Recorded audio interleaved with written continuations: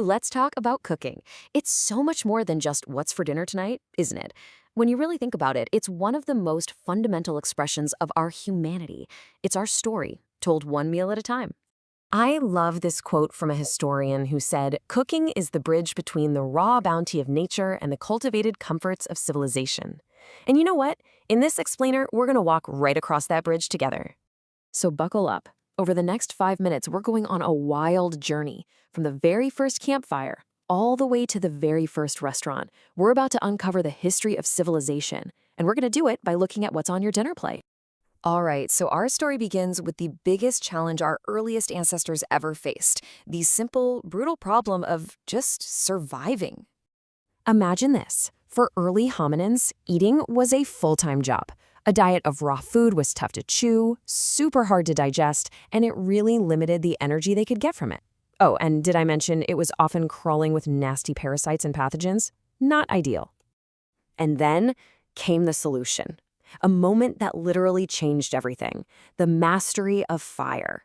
This wasn't just some new tool, you guys. This was the world's very first kitchen appliance.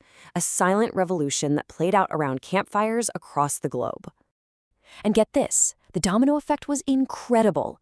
Cooking unlocked way more calories from food, which freed up all this metabolic energy. So where did that extra energy go? Straight to our growing brains. At the very same time, it made our food safer and turned the hearth into the world's first social network. A place for community, for stories, for connection. Okay, so fire was a game changer, but it couldn't solve the next big problem, which was the constant uncertainty of a nomadic life. This was the problem of scarcity. And I mean, the change was just night and day. Life went from being constantly on the move and totally uncertain to settled and stable.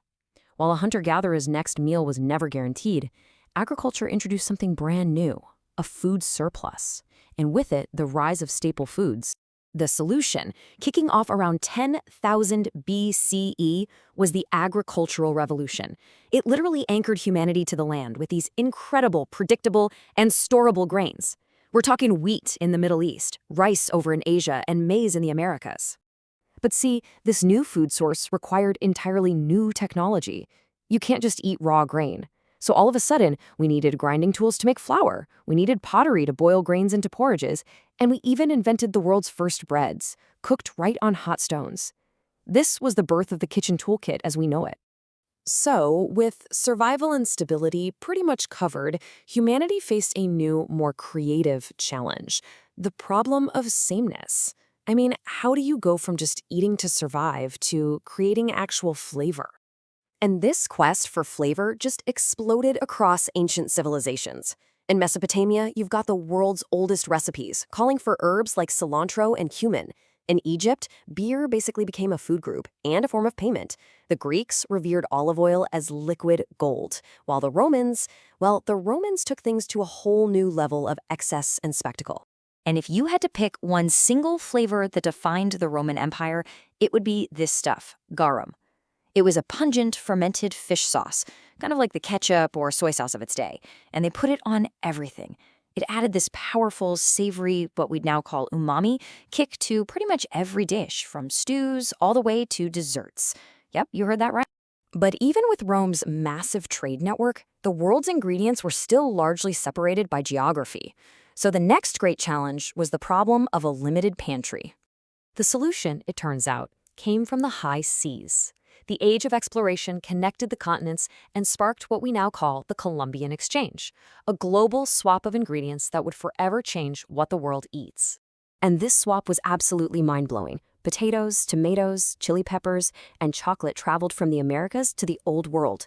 And in return, things like wheat, sugar, cattle, and rice made the journey to the New World. I mean, can you even imagine Italian food without tomatoes or Indian food without chili peppers? Before this exchange, that was reality. But here's a little twist in the story. You'd think everyone would go crazy for these amazing new foods, right? Were they an instant hit? Nope, not even close. For centuries, a lot of Europeans looked at the tomato and the potato with deep suspicion. Because they're part of the nightshade family, many people thought they were beautiful but poisonous. They were actually grown just as ornamental plants in gardens. Okay, let's jump forward to our final era. By the 18th century, cooking was becoming a true art form.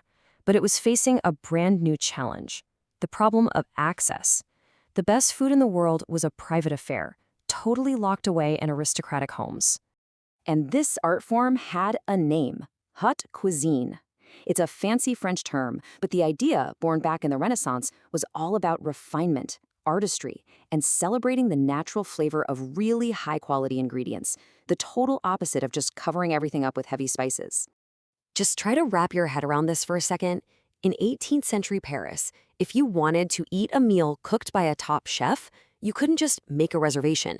You had to get an invitation to a private aristocratic home. It was completely inaccessible to the public.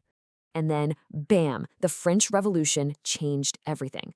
It toppled the aristocracy, which left all their highly skilled personal chefs suddenly unemployed. So what did they do? They opened up public dining rooms.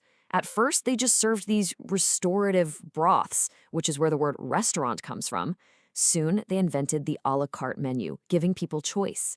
And just like that, for the very first time in history, fine dining was democratized. Which, of course, brings us right back to where we started.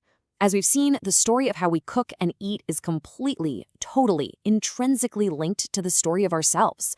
From evolution to empires, from revolutions to restaurants. Our plates have told this incredible story of our past.